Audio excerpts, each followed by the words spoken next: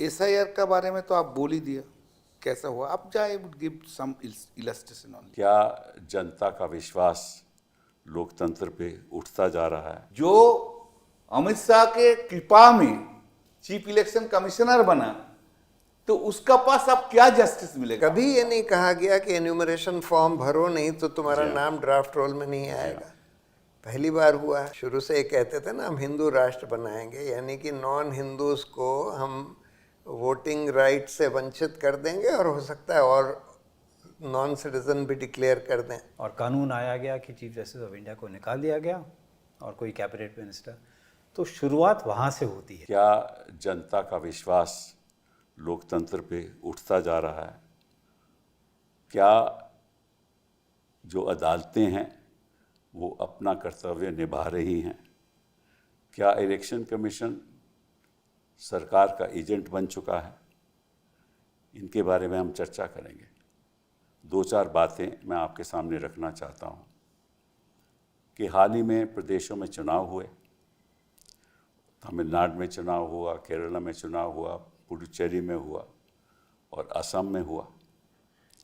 और ऐसा हमें लगा कि असली चुनाव तो केवल पश्चिम बंगाल में हो रहा है, क्योंकि सारी जो केंद्र सरकार की जो दृष्टिकोण था वो यही था कि किसी तरीके से पश्चिम बंगाल का चुनाव भाजपा जीत जाए। और जिस तरह से इलेक्शन कमीशन का रवैया रहा, जिस तरह से इलेक्शन कमीशन ने केंद्र का साथ दिया, जिस तरह से 2400 बटालियन सीएपीएफ के वहाँ तैनात किए गए, जिस तरह से काउंटिंग जगह पे काउंटिंग एजेंट्स के खिलाफ बदसलूकी हुई, जिस तरह से लोगों के नाम काटे गए लॉजिकल डिस्क्रेपेंसी के आधार पे। हमें नहीं मालूम लॉजिकल डिस्क्रेपेंसी का मतलब क्या है, लेकिन दर्शकों को यही बता सकते हैं कि अगर किसी का नाम बैनर्जी हो, वो बैनर्जी भी होता है, बंदोपाध्याय भी होता है, चैटर्जी भी होता है, चट्टोपाध्याय भी होता है। कई बार लिखने में स्पेलिंग मिस्टेक हो जाती है, तो इसको लॉजिकल डिस्क्रेपेंसी कहते हैं। इसके आधार पे 27 लाख लोगों के वोट काटे गए। पश्चिम बंगाल की बात कर रहा हूँ। और अगर देखा जाए तो उन 27 लाख वोट जो काटे गए, जो मतदाता ख़ास तौर पे कंस्टिट्यूएंसीज में थे जहाँ मुस्लिम पॉपुलेशन ज़्यादा थी, वहाँ वोट काटे गए। एक जगह 24 नॉर्थ परगना में तो लगभग 95% वोट काटे गए। तो इसका नतीजा ये हुआ कि 27 लाख वोट काटे गए और 32 लाख वोटों से भाजपा जीती। सुप्रीम कोर्ट ने कहा कि ये देखने के लिए ये सही तरीके से कटे हैं या नहीं, हम एक ट्राइब्यूनल्स बैठाएंगे जिसमें जज बैठेंगे। वो ट्राइब्यूनल तय करेंगे सही तरीके से कटे या नहीं। एक ट्राइब्यूनल ने ये फैसला किया है कि 1777 वोट में से 1717 वोट गलत तरीके से कटे गए, लगभग 96%। और फिर हमें पता चला जो 7 बाकी थे वो भी अपील खारिज हुई। दूसरी साइड की अपील थी कि वो वोट गलत तरीके से ऐड किए गए। इसका मतलब कि एक ट्राइब्यूनल ने यह तय किया है कि 100% वोट गलत कटे गए। अगर ऐसे ही हुआ और बाकी भी ट्राइब्यूनल थे और वहाँ 27 लाख लोगों के वोट थे, अगर सब गलत कटे गए तो लोकतंत्र का मतलब क्या है? तो ऐसे शंकाएं जब पैदा होंगी तो चर्चा होगी, लोग समझेंगे कि चुनाव का मतलब ही क्या है। इससे बेहतर है तो चुनाव मत ही कराओ, आप ही फैसला कर लो किसको भेजना है असेंबली में और किसको नहीं भेजना। और जिस तरह से पैसे का इंतज़ाम हुआ, जिस तरह से नियुक्ति हुई इलेक्शन कमीशन के द्वारा कि कौन वहाँ चीफ सेक्रेटरी होगा, कौन वहाँ होम सेक्रेटरी होगा, 683 लोगों की वहाँ नियुक्ति की गई इलेक्शन कमीशन के द्वारा। और जो स्टेट रिप्रेजेंटेटिव भी था वो काउंटिंग जगह में, वो स्टेट रिप्रेजेंटेटिव भी, उसकी भी नियुक्ति इलेक्शन कमीशन ने की। लेकिन तमिलनाडु में चुनाव हुआ, केरला में चुनाव हुआ, असम की तो बात हम बाद में करेंगे। इन जगह पे तो कोई, ख़ास तौर पे तमिलनाडु और केरला में तो कोई ऐसा इलेक्शन कमीशन उस पर तो गौर कर ही नहीं रही थी। तो इसमें अब आगे क्या करना है क्या नहीं करना, क्योंकि अगर ऐसा ही होता रहा तो हर चुनाव भी भाजपा जीत जाएगी। तो फिर वन पार्टी वन नेशन, और फिर अगर 2/3 इनको मिल गया पार्लियामेंट में तो निश्चित रूप से संविधान भी बदला जाएगा। इसी को लेकर आज हम 3 ऐसे लोगों से चर्चा करेंगे जिनकी जानकारी इस मामले में इतनी है कि आपको समझ आएगा कि किस तरीके से हमारा देश का लोकतंत्र चल रहा है। तो सबसे पहले तो मदन लोकर जी, आपका स्वागत करता हूं। Thank you very much for being here. आप सुप्रीम कोर्ट में जज रहे 2012 से लेकर 2018 तक, और आज के दिन आप चेयरपर्सन है United Nations internal justice council के चेयरपर्सन की नियुक्ति हुई आपकी 2024 में। 28 तक आपकी टर्म है। आप पहले इसके पहले फिजी के सुप्रीम कोर्ट के मेंबर रहे, अभी फिर दोबारा आपको वहाँ आपका एक्सटेंशन हुआ है। आप दिल्ली में जज रहे 1999 से लेकर 2010 तक, फिर आप गुवाहाटी भी गए, आंध्रा भी गए, फिर सुप्रीम कोर्ट में आए, और आपने सामाजिक मुद्दे जो सुप्रीम कोर्ट सामने आए, सोशल जस्टिस बेंच हम कहते थे, आप उसमें आपका बड़ा योगदान रहा। और आप आईटी जो आज के दिन हम कोर्ट में इंफॉर्मेशन टेक्नोलॉजी के साथ वीडियो कॉन्फ्रेंसेस करते हैं, कोर्ट में बहस करते हैं, वो आप लोगों की देन है, क्योंकि आप उसमें कमेटी में आपने बहुत दिलचस्पी रखी और योगदान दिया। कल्याण बाबू, आप तो लॉजिकल डिस्क्रिपेंसी में शामिल हो गए, आपके बेटे, आप नहीं। आप लोकसभा के 2009 से लेकर तब से आप मेंबर रहे हैं लोकसभा, 9, 14, 24 और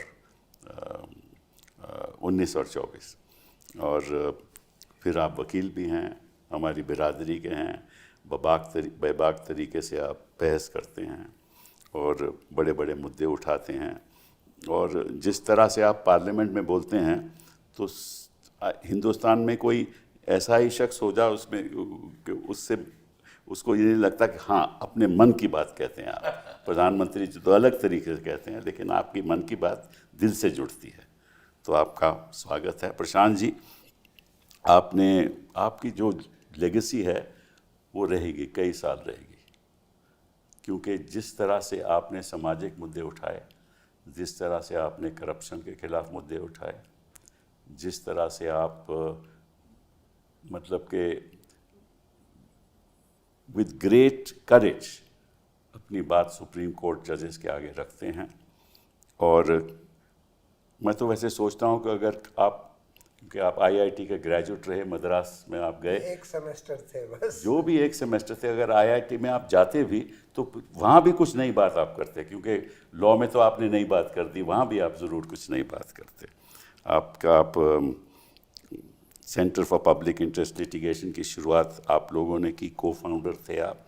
फिर कैंपेन फॉर जुडिशल अकाउंटेबिलिटी, आज के दिन भी वो चल रही है, लेकिन अकाउंटेबिलिटी कम है और कैंपेन अच्छी है। हाँ, आज के दिन अकाउंटेबिलिटी तो कम है।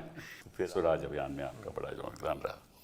तो नर्मदा बचाओ आंदोलन में और कई ऐसे जन लोकपाल बिल में कि आपका बड़ा योगदान रहा, लेकिन वो जन भी ख़त्म हो गया और लोकपाल भी ख़त्म हो गया। ये तो असलियत है। कल्याण जी, आपसे मैं आज शुरू करना चाहता हूँ कि स्थिति पश्चिम बंगाल में है क्या? आज के दिन क्या हुआ पिछले दिनों में, आप किस नज़रिए से देखते हैं? देखिए, आप ऊपर से देखेंगे जनमत हम लोग का अगेंस्ट में है, ठीक है। एसआईआर का बारे में तो आप बोल ही दिया कैसा हुआ। अब जाए गिव सम इलस्ट्रेशन ओनली। जो सबसे बड़ा मुद्दा है, आपने इलेक्शन देखा, लाइन में खड़ा है सब, प्रेस है, पिक्चर है, सीसीटीवी है बाहर में, यू कैन वॉच इट, आप लोग देख सकते हैं, सब देख सकते हैं। उसके बाद स्ट्रांग रूम में ले गया, स्ट्रांग रूम का जो है सीसीटीवी है, प्रेस कॉर्नर है, स्ट्रांग रूम गार्ड दे रहा है, वो भी आप देख सकते हैं, सब देख सकते हैं। लेकिन काउंटिंग में सीसीटीवी है, बाहर का कोई नहीं देख सकता है।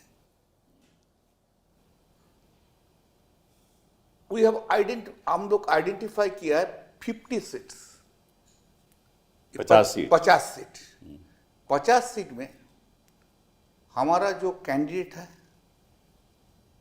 इलेक्शन चीफ इलेक्शन एजेंट था और काउंटिंग एजेंट था, उन लोग को मार के निकाल दिया था, पूरा मार के निकाल दिया 50 सीट में। कोई कंप्लेन भी नहीं लिया। मोडस ऑपरेंडी क्या है? मोडस ऑपरेंडी है 8 to 10,000 जो वोट है, 8,000 से 10,000, उसका ऊपर में हम लोग जीतते हैं, उसमें कुछ नहीं किया। और 8 से 10,000 वोट में जब जीत के रहते हैं तो उसमें मार दंगा करके निकाल देने के बाद वो लोग जीत गया। एक ये है। दो नंबर इशू है। तो आपने कंप्लेन क्यों नहीं किया? कंप्लेन कुछ किया, कंप्लेन कौन लेगा? ममता दी का कंप्लेन भी नहीं लिया। 5 राउंड पहले ममता दी को मार के निकाल दिया। वो जो आरओ था इलेक्शन कमीशन का, वो आरओ अब चीफ मिनिस्टर का डिप्टी सेक्रेटरी बन गया। Deputy secretary, principal secretary? Deputy secretary, I am coming, deputy secretary. अच्छा। और जो सीईओ था, चीफ इलेक्टोरल ऑफिसर, उन्होंने आज चीफ सेक्रेटरी बन गया। अच्छा। और जो स्पेशल ऑब्जर्वर था, जो एसआईआर से पहले से कर रहे थे, सुब्रत गुप्ता, उन्होंने आज के प्रिंसिपल सेक्रेटरी बन गया। ये अजाब चीज है। ये देश अजाब चीज में भरा दिया। कोई कभी चिंता करने का ये नहीं आया कभी। जो कल सीओ था, आज से चीफ सेक्रेटरी, जो आरओ था वो आज deputy secretary. Election commission was an आईवास एग्जिस्टेंस, वो जो है ना, इलेक्शन कमीशन एक तो आईवास था। इलेक्शन पूरा कंडक्ट किया बीजेपी ने। 31 सीट्स हम लोग आइडेंटिफाई किया, जिसमें एसआईआर का डिलीशन का बाद आफ्टर एडजुडिकेशन जितना था, एक इलस्ट्रेशन 5,400 डिलीशन हुआ, करेक्ट? अपील पेंडिंग, मेरा कैंडिडेट हार गया 826 वोट में। एक इलस्ट्रेशन राजारहाट, पूरा काउंटिंग हो गया, हमारा कैंडिडेट जीत गया 1,500 वोट में। फिर बीजेपी हंगामा किया, फिर रिकाउंटिंग हुआ। रिकाउंटिंग में 4-5 राउंड में पीटा के निकाल दिया, 1,000 वोट में वो लोग जीत गया। ये कोई इलेक्शन नहीं है। आप लोग बोल रहे हैं ना जनमत ऐसा है, पश्चिम बंगाल में जनमत ममता बनर्जी का अगेंस्ट में नहीं है। ये पूरा अमित शाह का खेल है। हम उनका नाम लेके बोल रहे हैं। ऑफ कोर्स मोदी जी है, दिमाग में देते हैं। अच्छा सुनिए, 2-2.5 महीना एक एमओएस, अमित शाह जी का एमओएस उधर बैठ के बोलता है, उधर कोई काम नहीं है दिल्ली में, उधर बैठ के कलकत्ता में गया, कलकत्ता में बैठ के कैसे सीआईएसएफ चलेगा, क्या चलेगा, पूरा उनको ट्रेनिंग दे दिया। और सबसे मार खाया हम लोग सेंट्रल फोर्स का। मेरा एक चीज है, मेरा क्वेश्चन है, आप सब कुछ दिखाना सकते हैं तो आप काउंटिंग क्यों नहीं दिखाना सकते? Where is the transparency? Where is the transparency? Counting दिखाएंगे तो देश को पता चल जाएगा। मुर्शिदाबाद में रेजी नगर एक सीट में हम लोग हार गया 1,200 में, जिसमें under adjudication deletion, under adjudication 8,000। सातगाछिया 232 deletion, under adjudication 7,000। मेरा पार्लियामेंट का एक कॉन्स्टिट्यूंसी में जंगीपाड़ा जीत रहे थे, लास्ट वो मेरा मिनिस्टर था हम लोग का, बहुत अच्छा लड़का है वो। 2 राउंड का पहले उसको पिटा के निकाल दिया। तो ये फिर चुनाव नहीं हुआ ये ना? चुनाव नहीं है, ये मजाक है। चुनाव के नाम में एक मजाक है। लोकतंत्र आप के जो नाम बोल पे रहे मजाक। हैं वही होगा, बार बार बीजेपी ही आएगा इस तरीके से। सुनिए सर, जिसका अपॉइंटमेंट सच्चा तरीका से नहीं हुआ है उसका पास से आपको क्या मांगना है?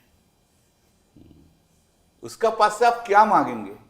जो अमित शाह के कृपा में चीफ इलेक्शन कमिश्नर बना, तो उसका पास अब क्या जस्टिस मिलेगा? पहले भी तो सरकार बनाती थी ऐसे ही चीज का इलेक्शन कमिश्नर। हाँ। पहले भी तो सरकारें बनाती थी। हाँ, लेकिन ये तो अलग तरीका से। पहले जो था ऐसा नहीं था। हमने चीफ इलेक्शन कमिश्नर का देखा था पहले जो उनका जो रवैया अलग होगा, लेकिन नहीं, वो जब कोऑपरेटिव का सेक्रेटरी था अमित शाह का अंडर, हाँ वो तो हमें उधर से चला गया है। कुछ नहीं जानते हैं, बहुत एरोगेंट है, बहुत एरोगेंट है। इतना एरोगेंट आदमी हम कभी किसी को नहीं देखा।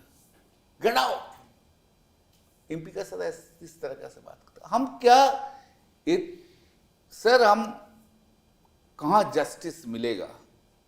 आप तो गए हैं सुप्रीम कोर्ट में, आप गए हैं। गए हैं, भरोसा करना चाहिए। चलो वो देखते भरोसा हैं, देने का कोई है? वो तो देखते हैं। मैं आपसे भरोसा देने के देगा। अब प्रशांत जी, आप तो कोर्ट में बड़ी मजबूती से लड़ाई लड़ते रहे हैं, आपको क्या लगता है, क्योंकि आप ज़मीन की भी असलियत जानते हैं वहाँ क्या हो रहा है और कोर्ट में भी क्या हो रहा है, आप ज़रा अपना देखिए, ये तो बिल्कुल क्लियर है कि जिस तरह से एसआईआर करवाया गया उसी से साफ है कि इलेक्शन कमीशन कोई कानून की परवाह नहीं कर रहा था, कोई रूल्स की परवाह नहीं कर रहा था, अपने ही मैनुअल की परवाह नहीं कर रहा था। बिल्कुल मनमाने ढंग से ये एसआईआर करवाया गया। देखिए, आज से पहले 1951 में जब पहली बार वोटर्स लिस्ट बनी थी, उसके बाद नए सिरे से कभी वोटर्स लिस्ट नहीं बनाई गई हिंदुस्तान में। जी हाँ। सिर्फ एक बार एक कंस्टिट्यूंसी के एक पार्ट में यूपी में इलेक्शन कमीशन ने बनवाई थी, करीब 20-22 साल पहले। उसमें कानून में लिखा है, एक्ट में लिखा है कि they can order intensive revision in a constituency or part of a constituency for reasons to be recorded in writing. ऐसे en masse कभी नहीं कराया गया। दूसरी बात, कभी ये नहीं कहा गया कि एन्यूमरेशन फॉर्म भरो नहीं तो तुम्हारा नाम ड्राफ्ट रोल में नहीं आएगा। पहली बार हुआ है। नहीं, बताइए इतिहास में कभी ऐसा हुआ है कि फॉर्म भरने की किसी भी मत देने वाले की जिम्मेदारी रही हो? कभी हुआ? कभी नहीं हुआ। तो क्यों हुआ पहली बार आपके हिसाब से? नहीं, वो तो ऑब्वियस है। देखिए, ये लोग शुरू से ये कहते थे ना, हम हिंदू राष्ट्र बनाएंगे, यानी कि नॉन हिंदूज को हम वोटिंग राइट से वंचित कर देंगे और हो सकता है और नॉन सिटीजन भी डिक्लेयर कर दें। इन्होंने कोशिश करी एनआरसी करके करने की, आसाम में किया, लेकिन वहाँ सुप्रीम कोर्ट ने क्योंकि मॉनिटर कर लिया और कम्युनल बेसिस पर नहीं होने दिया, तो वहाँ पर जो 19 लाख लोगों का नाम एनआरसी से हटा, वहाँ पर भी उन्होंने ये बोल दिया था कि तुम ये सारे डॉक्यूमेंट दिखाओ तब तुमको हम एनआरसी में डालेंगे। लेकिन क्योंकि बहुत सारे लोगों को बहुत मुश्किल हुई, लेकिन फिर भी 19 लाख लोग नहीं जुटा पाए जो गरीब लोग थे। लेकिन कम्युनल बेसिस पर सुप्रीम कोर्ट ने नहीं होने दिया, तो विद द रिजल्ट कि 70% उसमें हिंदू थे, 30% मुस्लिम थे। अब इनको लगा कि अब हम एसआईआर करके वही काम कर लेंगे कि लोगों को वोटिंग राइट से वंचित कर दें। एसआईआर में पहले तो इन्होंने वही करा कि भाई आपको ये डॉक्यूमेंट्स देने होंगे बिहार में, तब जाकर आपका नाम, आप पहले एन्यूमरेशन फॉर्म भरिए, फिर इन 11 डॉक्यूमेंट्स में से कोई डॉक्यूमेंट दीजिए, तब आपका नाम ड्राफ्ट रोल में आएगा। अब बिहार में बहुत ज़्यादा कम्युनल बेसिस पर इसको नहीं कर पाए, तब इन्होंने वेस्ट बंगाल पर कंसंट्रेट किया। वेस्ट बंगाल में भी फर्स्ट राउंड में जब एन्यूमरेशन फॉर्म वाला था, वो भी कम्युनल बेसिस पर बहुत लोगों के नाम कटे, करीब 70 लाख लोगों के नाम कटे। 93 नहीं, 90 तो टोटल 90 लाख टोटल है। हाँ। लेकिन कम्युनल बेसिस पर उसमें भी नहीं कटे। फिर इन्होंने ये लॉजिकल डिस्क्रिपेंसी का छोड़ा। इसमें 60 लाख लोगों को लॉजिकल डिस्क्रिपेंसी के आधार पर नोटिस दे दिया कि तुम्हारे नाम फादर के नाम में ये स्पेलिंग का फ़र्क है, तुम्हारे नाम में ये स्पेलिंग का फ़र्क है, तुम्हारे नाम में इस डॉक्यूमेंट में उस डॉक्यूमेंट में एज का फ़र्क है, वगैरह वगैरह। अब लोगों ने सब कुछ दे दिया, आधार कार्ड भी दे दिया, कई लोगों ने पासपोर्ट भी दे दिया, वो भी दे दिया, फिर भी 27 लाख लोगों का नाम उसमें से काट दिया लॉजिकल डिस्क्रिपेंसी कहकर। कहते हैं कि हमने जुडिशल ऑफिसर से करवाया, पर जुडिशल ऑफिसर्स को कितना टाइम दिया, अलग अलग स्टेट से जुडिशल ऑफिसर्स बुला लिए, लेकिन उनको टाइम दिया गया एक एक केस तय करने के लिए 1 से 2 मिनट के बीच में। 27 लाख लोगों का नाम उसमें से काट दिया। अब जब इन्होंने अपेलेट ट्राइब्यूनल्स बनाए, कुछ 8-10 अपेलेट ट्राइब्यूनल्स बनाए, उसमें जैसे आपने बोला कि जो केसेस एग्जामिन करे गए हैं, जितनी भी अपील्स एग्जामिन करी गई हैं, उसमें से 95% से ज़्यादा उन्होंने अपील्स अलाउ कर दी हैं, यानी कि उनके नाम गलत काटे गए।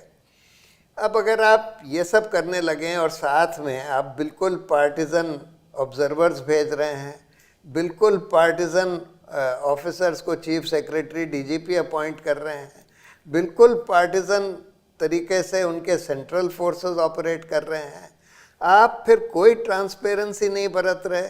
आपके रूल में लिखा है कि जब कोई फॉर्म 6 में नाम अपना एडिशन के लिए डालता है तो उसी दिन वेबसाइट पर अपलोड हो जाना चाहिए, वो नहीं ऑब्जेक्शन हो सके, वो नहीं किया। कोई फॉर्म 7 भर के नाम का ऑब्जेक्शन देता है, वो भी उसी दिन अपलोड हो जाना चाहिए, वो भी नहीं किया। वोटर्स लिस्ट इन्होंने पहले तो डिलीटेड नाम की लिस्ट ही नहीं दे रहे थे, सुप्रीम कोर्ट के कहने पर देनी पड़ी, फिर भी कहते हैं कि हम मशीन रीडेबल फॉर्म में नहीं देंगे ताकि कि कोई जना आसानी से कंप्यूटर यूज़ करके देख सके कि उसका नाम कहाँ है, कितने डुप्लीकेट्स हैं। डी डुप्लीकेशन सॉफ्टवेयर का इनके मैनुअल में लिखा है कि इनको डी डुप्लीकेशन इस्तेमाल नहीं किया, वो भी नहीं इस्तेमाल किया। तो अगर आप इस तरह से, और फिर आप सीसीटीवी कैमरे की फुटेज नहीं दे रहे, आप कह रहे हैं कि 6 बजे के बाद इतने लोगों ने वोट किया, उसकी फुटेज होनी चाहिए कि भाई कितने लोग क्यू में थे, वगैरह वगैरह। आप काउंटिंग रूम की सीसीटीवी फुटेज नहीं दे रहे, क्या पता आप क्या क्या धांधली कर रहे हैं। और जब इलेक्शन कमीशन बिल्कुल बीजेपी के एजेंट की तरह काम कर रहा है, जो कि बिल्कुल क्लियर है इस पूरे वेस्ट बंगाल के केस में या पूरे एसआईआर के एक्सरसाइज में बिल्कुल क्लियर है, तब किस तरह का फ्री एंड मैं फेयर आपसे एक सवाल पूछना चाहता हूं कि पश्चिम बंगाल की जो संख्या थी लोगों की, वो 7.6 करोड़ थी वोटर्स लिस्ट, ठीक है ना। इससे पहले 2024 के लोकसभा के चुनाव में, तो अब कमती होकर 6.83 90 लाख कट गए, 90 लाख कट गए, ठीक है ना। और इस दौरान में पॉपुलेशन बढ़ा भी होगा, बढ़ा होगा। जैसे असम में दिखाया गया कि पॉपुलेशन 2 करोड़ से बढ़ा है 2024 से लेकर 26 तक, यहाँ घटा है, तो ये कैसे हो सकता है? नहीं, बिल्कुल बहुत सारे लोगों के नाम कट गए। कटने से अलावा कोई पॉपुलेशन बढ़ेगी भी तो सही। हाँ, इस 2 साल में। एक तो ये सवाल आपसे पूछना चाहूँ, दूसरा कि 7 लाख एडिशनल वोटर्स भी ऐड किए गए, हाँ, बाद में ऐड किए गए, वो भी सुना है बल्क तरीके से, मतलब कि एक आदमी 500 फॉर्म लेकर या 1000 फॉर्म लेकर वहाँ जाकर उनको बना दिया गया वोटर। वो कौन थे, कहाँ से आए थे, और ये पिछले 2 साल में, पिछले 1 साल में तो 1 लाख फॉर्म भरे गए, लेकिन आखिरी 1 महीने में 6 लाख। तो ये कैसे हुआ? तो ये सवाल उठते हैं, आपकी कोई इसमें राय है? नहीं, राय यही है कि ये सब जो लॉजिकल डिस्क्रिपेंसी भी सेंटर से आया। देखिए, अगर हम पूरी वोटर्स लिस्ट एग्जामिन करें और उसमें देखें कि किसके डॉक्यूमेंट्स के स्पेलिंग में फ़र्क है, जी हाँ, जी हाँ, तो ये 60 लाख नहीं बल्कि कम से कम 2 करोड़ निकलेंगे। सही बात है। इन्होंने 60 लाख उनमें से कैसे चूज़ किए? इन्होंने 60 लाख इस आधार पर चूज़ किए कि जहाँ मुस्लिम्स हैं या जहाँ बीजेपी को वोट नहीं डाली जाती, उन लोगों को चूज़ किया। तो इसीलिए जो 27 लाख नाम कटे, उसमें से 2/3 मुस्लिम हैं, जबकि वहाँ मुस्लिम पॉपुलेशन बंगाल में 27% है, लेकिन 65% जो नाम कटे हैं लॉजिकल डिस्क्रिपेंसी के नाम पर, वो मुस्लिम। 24 नॉर्थ परगना में तो 95% कटे, 95% हाँ, नाम मुसलमानों के कटे हैं। अब लोको जी, इसलिए मैं आपसे अभी अब पूछ रहा हूँ, शुरुआत तो हमेशा मैं आपसे ही करता हूँ, बट आज इसलिए नहीं की कि ताकि आप एक सुप्रीम कोर्ट के जज रहे हो, अगर आप वहाँ बेंच पे बैठ के ये आप सुनते तो आप क्या करते? सवाल मुश्किल है, हाँ, लेकिन मुश्किल है। अब ये सब सुनने के बाद ये लगता है कि वो इलेक्शन रोकना चाहिए था किसी तरह से। हाँ, पर ये आई थिंक नामुमकिन है। पर फिर भी ये जो 27 लाख लोग हैं, इनके बारे में मैं कुछ कहना चाहता हूँ। वो ये है कि हम कई सालों से, अभी नहीं पर कई सालों से ये सुन रहे हैं कि जब इलेक्शन होता है आप जाइए वोट कीजिए, जनरल इलेक्शन हो या म्यूनिसिपल इलेक्शन हो, कोई सा भी हो। अब ये 27 लाख लोग वोट करने जा रहे थे, ये सिटीजन्स हैं, ठीक है। और आप इनको कहिए, आप इनको कहते हैं कि ठीक है आप वोट नहीं कर सकते, क्यों? क्योंकि आपके नाम में फ़र्क है या कुछ और फ़र्क है।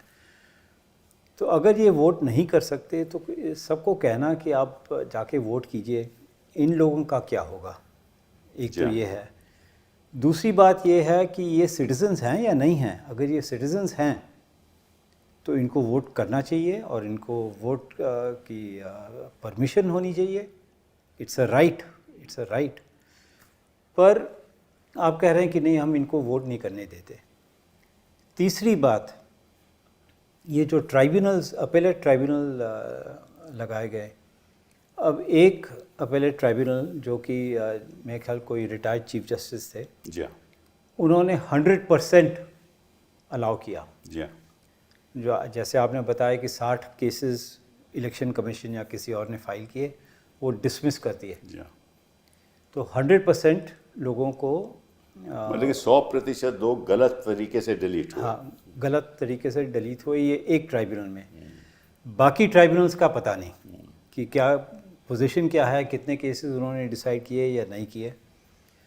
अच्छा, चौथी बात ये है कि ये अब अपील ट्राइब्यूनल जो है ये कब डिसाइड करेगा इन 27 लाख लोगों के बारे में। 27 या 26 या 25 जो भी कुछ है, इनकी अपील कब डिसाइड करेगा? ठीक है, अब अगले साल शायद पंचायत के इलेक्शंस होंगे या कोई और इलेक्शन होगा, तब तक ये डिसाइड कर सकेंगे या नहीं कर सकेंगे। और अगर नहीं कर सकेंगे तो इनकी वोट तो फिर दोबारा चली जाएगी। पांचवी बात, अब अखबार में आया है, कहाँ तक सच है मैं कह नहीं सकता, पर अखबार में आया है कि इनको जो बेनिफिट्स मिल रहे थे वो नहीं मिलेंगे। क्यों? क्योंकि ये इलेक्टोरल रोल में नहीं है। और अगर इलेक्टोरल रोल में नहीं है तो इनको बेनिफिट कौन देगा? मतलब ये तो या तो ये सिटीजन्स नहीं हैं, या जैसे कहते हैं घुसपैठिया या जो भी कुछ है, तो इनको बेनिफिट्स नहीं मिलेंगे। तो ये अगर आप पूरी तरीके से देखें, ये 27 लाख लोगों को जो वोट करने से रोका गया है, मेरे हिसाब से तो बिल्कुल ही गलत है। और कोई ना तो कोई रीज़न दिया गया उनका नाम के डिलीशन का, ना ही उनको हियरिंग दी गई। हाँ, 27 लाख लोग जिनके नाम काटे गए, no hearing and no order giving reasons as to why their name has been deleted. और इंटरेस्टिंगली जो रीजन की बात बोल रहे हैं, सुप्रीम कोर्ट बोल रहा है इतना कैसे रीजन देंगे सबको? आप तो reason is an integral part. Kalyan ji, लेकिन सुप्रीम कोर्ट जजेस से इतना लोग को रीजन देना तो क्या संभव नहीं है? जो संभव ही नहीं है तो तुम सुनता क्यों है? संभव ही नहीं है तो आप 27 लाख लोगों के नाम कैसे कटने तो दे रहे हैं? संभव ही नहीं है तो इस सबको तो का जस्टिस का तो कोई but Kalyan, this is a statutory right, sir तो you can't take away a person's right कि आप आपकी राइट है। First statutory right, sir, first statutory right, then the I am saying violation of a natural justice हाँ, is a correct. Part of article 14 constitutional right. तो मैं आपसे सवाल पूछता हूँ कि आपने एक बात की ना कि ये सिटीजन्स हैं, तो कोई सिटीज़न अगर मैं कोई सवाल उठाए मेरी सिटीजनशिप के बारे में, मैं वोटर हूँ, चलिए मैं दिल्ली में वोटर हूँ, और कोई कहता है कि साहब आप सिटीज़न नहीं हो, ठीक है, मेरा नाम डिलीट हो जाता है, तो मैं पूछना चाहता हूँ कि ये ओहदा सिटीजनशिप का ये तो केंद्र सरकार तय करती है ना, ये इलेक्शन कमीशन तो नहीं इलेक्शन तय करती। कमीशन नहीं करती। तो फिर इस आधार पे आप उसका नाम कैसे डिलीट कर सकते हो, पहली बात है। दूसरी बात, अगर वो सिटीजन है तो फिर इसका वोट करने का हक है, बिल्कुल, बिल्कुल। जब तक वो 18 साल से उसकी उम्र ऊपर है, वही ना। बिल्कुल। अच्छा, उसका हक है। आपने डिलीट क्यों किया? क्योंकि उसका नाम बंदोपाध्याय नहीं है, बाप का नाम बंदोपाध्याय है, या बंदोपाध्याय बेटे का नाम है, बाप का नाम बैनर्जी है, ठीक है ना। इनसे हुआ है, इनके साथ हुआ है। इनके बेटे के लॉजिकल डिस्क्रिपेंसी में था। आप 2-4 और उदाहरण जरा बता दीजिए हमारे ऐसा है, दर्शकों चटर्जी चट्टोपाध्याय है, को। और बताइए। खान, हाँ, खान, इसको खान सब एक ही है। मुखर्जी मुखोपाध्याय है। मुखर्जी मुखोपाध्याय। हाँ, ऐसा तो वो गांगुली गंगोपाध्याय है। करेक्ट। तो ये लॉजिकल डिस्क्रिपेंसी हो गया। इससे बहुत कुछ है और है, और सो मेनी एग्जांपल्स। नहीं, फिर उसमें एक स्पेलिंग मिस्टेक भी तो होती है। स्पेलिंग मतलब कि मिस्टेक आप होता है। लिखते बंगाली में हो, उसके बाद उसका तर्जमा होता है। दत्ता। हाँ हाँ, तर्जमा अंग्रेजी में होता है। हाँ, दत्त। हाँ, दत्त। स्पेलिंग में गलती होती है, दत्त की DATTA या DUTT, तो वो भी लॉजिकल डिस्क्रिपेंसी होगी। मोहम्मद के स्पेलिंग। तो मतलब 10 ये है, तरीके से आप इस मोहम्मद ये लिख सकते कौन सी बुनियाद है सर, जिसके सबसे आधार पे आप किसी का नाम कैंसिल कर सर, सकते हम लोग तो सीखा है एक बार छोटा से, प्रॉपर नाउन में कोई मिस्टेक नहीं होता है। प्रॉपर नाउन में कोई मिस्टेक नहीं होता है। वेदर बात है। Correct. This is the we have learned it, That's this is right. The way the English is. That's right. लोग But अपना if- पासपोर्ट दे रहे हैं, हाँ, बर्थ उनका भी- सर्टिफिकेट दे रहे हैं, उनका भी नाम कट कटा गया है। तो ये फिर मजाक हो गया ना, इलेक्शन की क्या पूरा बात? मजाक हो गया फुल। वो तो एक पार्ट है, तो फिर आगे क्या लेकिन होगा? असली खेला तो अगला है। वो क्या है, जरा बता। असली खेला तो इलेक्शन। सर, मेरा पास मैसेज है, message I can't open it now. असली खेला काउंटिंग में होगा। एक चीज आप लोग समझ लीजिए, बहुत इंपॉर्टेंट, एंड हम तो बोल रहे हैं, सब बोलता है जनमत जनमत जनमत। अरे जनमत सब कुछ दिखाया भाई। जब इधर तक आपको इधर दिखाया जाए, उसका बाद अंदर में जाएंगे तो सब कुछ बंद है। ये नहीं दिखाएगा तो क्या होगा? मैं आपसे पूछता हूँ कि ये वीडियो रिकॉर्ड होता है, सब कुछ हाँ, होता है ना अंदर? होना चाहिए, नहीं होता है। होना चाहिए, नहीं जरूर हुआ होना चाहिए सर। हुआ कि नहीं हुआ वो हम नहीं जानते, हम तो काउंटिंग में नहीं था। नहीं, अब नहीं थे तो आपने कोई कंप्लेंट दी कि साहब, या आपने याचिका डाली या RTI डाला कि आप जैसे सारे जो भी है? वो हम लोग, सुनिए सर, कंप्लेंट देने का कोई मौका नहीं था। आप याचिका तो डाल एक सकते हैं, नंबर, हाँ। दो नंबर, बंगाल में देखा आप क्या हुआ 2-3 बजे का बाद काउंटिंग का दिन में? हाँ, बहुत हिंसा का। बहुत हिंसा, पिटा के रख दिया। पुलिस स्टेशन भी रात, overnight they have changed, police भी चेंज हो गया। हम लोग को पिटाते थे। मैं एक हमारा कैंप में बैठा था, हम आ रहे थे, सब दौड़ते थे मेरा कैंप से। क्या हुआ? सब आके वो श्रीराम बोल के पिटाता था। CIA से पूरा खड़ा था। जब हम घुसा उसका बाद उनको लगा नहीं करना। लड़की लोग को छींटता था। देश पूरा आज तक कोई सिक्योरिटी नहीं है। आप जानते हैं अभिषेक बैनर्जी Z+ सिक्योरिटी, कल उनका सिक्योरिटी Z+ का कैंसिल कर दिया। एक भी सिक्योरिटी नहीं है, not a single security is there. आप देखिए उनका घर का सामने पूरा बीजेपी वाला क्या कर रहे हैं। उसका लड़का है 4 बरस का, उसका लड़की है 6 बरस का। क्या हो रहा है पश्चिम बंगाल में? आप लोग कोई चिंतक, you can't imagine this what's happening. हम नहीं जानते कब हम मार खाएंगे। हम बोलता है ज्यादा ना, हम नहीं जानते कब मार खाएंगे। हम नहीं जानते हम कितना दिन जिंदगी। नहीं ऐसी नहीं पिटाई के बारे में हम यही बोल रहे हैं, because of their assault, not ऐसा नहीं। I understand that. Torture is so much, सबको गांव में जाके खून करके रख दिया। असली Bengal is a place of now. असली प्रॉब्लम तो वर्कर की होती है जो आपके पक्ष में काम आज के वर्कर सिर्फ नहीं, लीडर भी, लीडर भी वर्कर तो छोड़ दीजिए, सबको पिटाई हो रहा है, सबका घर का सामने जाके वो रात से शुरू हो गया। अच्छा, ये जो 6 लाख की एडिशन, 7 लाख की एडिशन की हुई थी, वो आपको मालूम है कैसे हुई थी? 6 लाख को बल्क वो तो बल्क आप तो जानते हैं, वो तो एक मुद्दा हम एक बार उठाया था सुप्रीम कोर्ट में। सुप्रीम कोर्ट बोला ना हम लोग क्या करेंगे, पहले जो है रूल में जो है, जो एडिशन करने सकता है आप उधर का वोटर होना चाहिए। जी हाँ, वही ले जा सकता है, वही ले जा सकता है।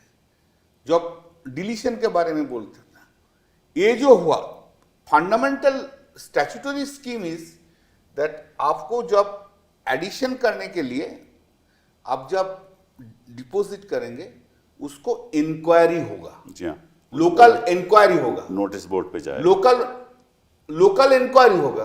तो लोकल इंक्वायरी तो नहीं हुआ भाई। मेरा पास ऐसा है जो मेरा कॉन्स्टिट्यूंसी से बोल रहा है, दादा ऐसे इधर 100 आदमी आके वोट दे के चला गया, उसका नाम वोटर लिस्ट में है, कभी तो ये गांव में नहीं रहते। तरीका ऐसा था सर, आपको हम बोल रहे हैं, तरीका ऐसा था, एक दिन का नहीं। ये प्लानिंग 1-1.5 बरस से चल रहा है। प्लानिंग कैसा है, थोड़ा थोड़ा करके घुसाओ अंदर में दो। एक इंडस्ट्रियलिस्ट है, फैक्ट्री बनाया, उसका जितना वर्कर था सब बाहर से ले आया। अच्छा, आई सी, सब बाहर से, सब 1 बरस का अंदर हो गया। वो बाहर से आके पूरा वो गांव में बैठ के, वो बूथ में बैठ के वोट दे के चला गया। अब जो स्मॉल स्केल इंडस्ट्री दिख रहा है, जो सरकार का स्कीम है, आयुष्मान भारत है, कहां से लेके जाता है? सब बाहर से। आप जानते हैं जो इलेक्शन का पहले 23 और 29 का पहले कोई ट्रेन में कोई टिकट नहीं मिलता था, फ्लाइट में कोई टिकट नहीं मिल रहा था। हमारा साथ ट्रैवल कर रहे हैं कोई गुजरात का एक लड़का, भाई कहां जा रहे हो? बोले बंगाल में जा रहा है,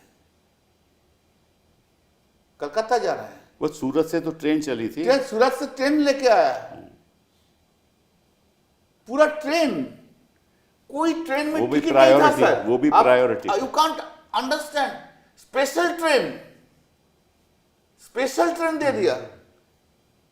यही है डेमोक्रेसी हमारे देश में। मैं प्रशांत जी आपसे एक सवाल पूछता हूँ कि आपने बहस की थी कि ये सिटीजनशिप के मुद्दे पे बहस की थी, कौन सिटीजन है कौन नहीं है, केंद्र सरकार का हक है।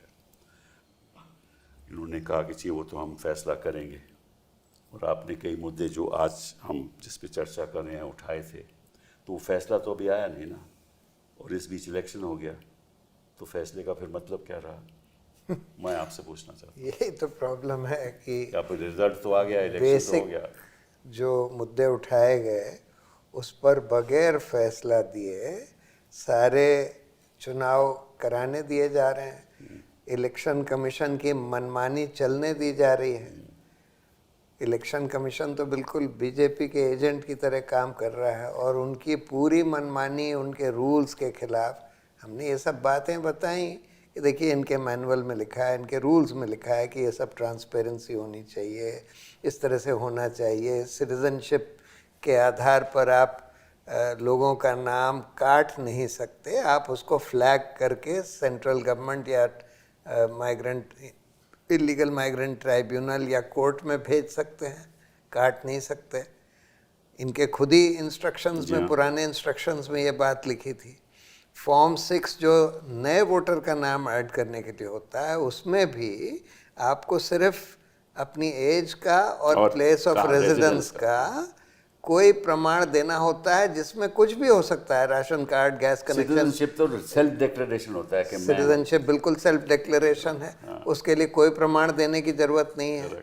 तो ऐसे में लॉजिकल डिस्क्रिपेंसी के नाम पर खासकर जो आदमी passport sir, interesting point sir, आप बोला है इसलिए तो देखिए दोनों डिफरेंस देखिए। आप बोल रहे हैं इंट्यूशन का टाइम एक डिक्लेरेशन देना होगा, कोई कुछ दे देगी, रेशन कार्ड दे दीजिए हो जाएगा, यही ना? हाँ यही यही बोला ना।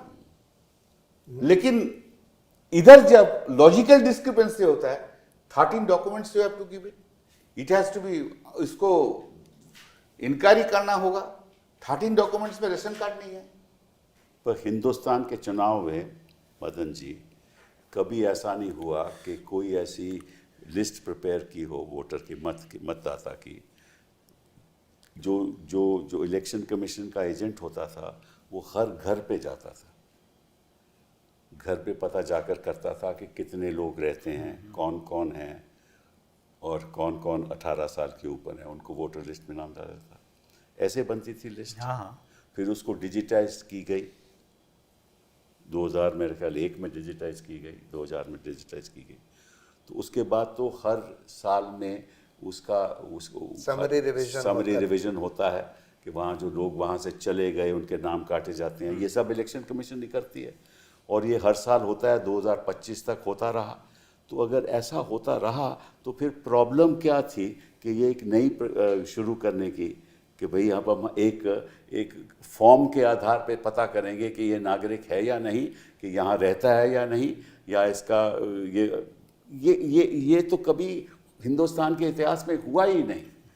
तो आप एक जज के नज़रिए से देखो तो ये तो कोर्ट को फैसला करना चाहिए था ना कि क्या ये जो शुरुआत की गई है ये मैनुअल के खिलाफ है, इलेक्शन कमीशन के खिलाफ के रूल्स के खिलाफ है और इतिहास में जो होता रहा है उसके खिलाफ है। लेकिन ये तो फैसला हुआ नहीं और इतनी देर में इलेक्शन का रिजल्ट आ गया। इसी कपिल ऐसे है कि ये जो फाउंडेशन है जो SIR का, इसमें कहीं किसी कानून में कुछ लिखा नहीं है, ठीक है?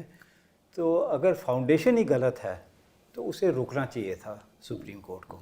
जब उनके पास केस आया तो पूछना चाहिए था कि आप ये कैसे कर रहे हैं और क्यों कर रहे हैं, ठीक है? वो पूछा नहीं गया और क्योंकि ये पूछा नहीं गया और रोका भी नहीं गया, इसलिए ये सब SIR का चक्कर शुरू हो गया। तो शुरुआत ही गलत थी। अच्छा, और फिर टू मेक श्योर कि ये सक्सेसफुल हो जाए, जो भी कोई प्लान कर रहा था, पहली बार जहाँ तक मुझे याद है 600 अफसर, 683 अफसर, हाँ, 683 राइट, हाँ, उनको ट्रांसफ़र किया गया। जी हाँ, पहली बार हुआ है। ठीक है, चीफ सेक्रेटरी को ट्रांसफ़र किया गया, डायरेक्टर जनरल पुलिस को ट्रांसफ़र किया गया और ऐसे 600 और लोग हैं। अब नेचुरल जस्टिस कह रहे थे। अब कोई किसी सरकारी अफसर को कैसे कह सकते हैं कि भाई मैं आपको ट्रांसफ़र कर रहा हूँ? कोई वजह होनी चाहिए, वो भी नहीं थी। और उसके अलावा उन्होंने कहा कि ठीक है हम अपने आदमियों को लाएंगे, और उनके आदमी खैर रोक ही नहीं सकते थे कुछ। बिल्कुल सही। तो अगर आप पूरी तरह से देखिए कि जो मैनेजमेंट हुआ ट्रांसफ़र का, लोगों को वोट डालने से रोका गया 27 लाख, अगर आप ये पूरा देखेंगे तो there is a problem, there is a very serious. साथ में 2400 बटालियन 2000 CRPF। वो तो इंडिया पाकिस्तान का युद्ध हो रहा था ना वेस्ट बंगाल में। तो इंडिया पाकिस्तान का युद्ध में इतना फोर्स नहीं दिया। हाँ, नहीं, जम्मू कश्मीर में भी इतना फोर्स नहीं पहलगाम का इंसिडेंट का बाद एक कंपनी भी नहीं था, लेकिन वो लोग सोचा जो वेस्ट बंगाल है इधर इंडिया पाकिस्तान का युद्ध हो रहा है, इसलिए इतना फोर्स दे दिया। इतना फोर्स देने के लिए also this I think the BLO, हाँ, अखबार में आया था 40 BLO जो कह रहे हैं कि आप वोट दे हमारा सकते हैं, वोट काट दिया आपने। हम उनका वोट काट दिया गया। करेक्ट। तो ये कैसे हो सकता है? Obviously there is something wrong. चलिए मैं आपसे एक और छोटा सवाल पूछता हूँ कि उत्तर प्रदेश में चुनाव होने वाला है, 2 करोड़ से ज़्यादा लोग के नाम कट चुके हैं ऑलरेडी। यही काम उत्तर प्रदेश में होगा तो फिर लोकतंत्र बचेगा कैसे? ये सब तो मुश्किल है। नहीं, मैं समझ, ये बड़ा गंभीर सवाल है, इसीलिए तो हम चर्चा कर बिल्कुल, रहे हैं। बिल्कुल। लोकतंत्र बचेगा कैसे? सर, लोकतंत्र अभी जो है, जो इंफ्रास्ट्रक्चर है, ऑल इंस्टीट्यूशन, वो लोग लोकतंत्र बचाना नहीं सकेगा।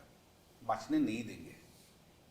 लोकतंत्र को बचाने के लिए पूरा देश में मूवमेंट जब तक नहीं होगा तब तक लोकतंत्र नहीं बचेगा इस देश में। देश में कोई किसी का हिम्मत नहीं है जो लोकतंत्र को बचाएंगे। कोई इंस्टीट्यूशन नहीं है, सॉरी टू से, even the supreme court cannot do it. वो कॉन्फिडेंस नहीं है अभी। जो कॉन्फिडेंस 10 बरस पहले था वो दिन चला गया।